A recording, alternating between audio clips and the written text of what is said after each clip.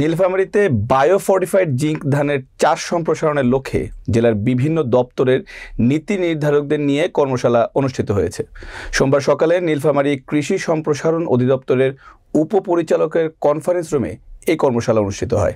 নিজস্ব প্রতিনিধি আজাদ হোসেন আওলাদ মিয়ার প্রতিবেদনে দেখুন বিস্তারিত। উক্ত সভায় আরডিআরএস বাংলাদেশের টিম লিডার ডক্টর AKM সালাউদ্দিনের সভাপতিত্বে প্রধান অতিথি হিসেবে বক্তব্য রাখেন নীলফামারী কৃষি সম্প্রসারণ অধিদপ্তর উপপরিচালক ডক্টর SM আবু বকর সাইফুল ইসলাম।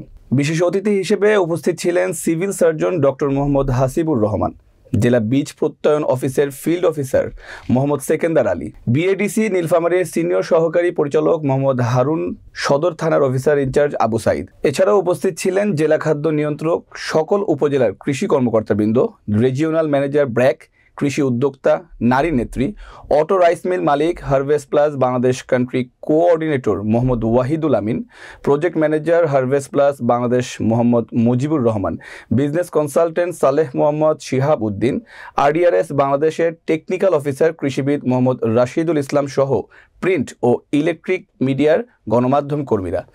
দিনব্যাপী কর্মশালায় কিভাবে পুষ্টি সমৃদ্ধ জিঙ্ক ধানের চাষাবাদ বাড়ানো যায় এবং ভোক্তা পর্যায়ে জিঙ্ক চাল সরবরাহ বাড়ানো যায় সে বিষয়ে আলোচনা হয়।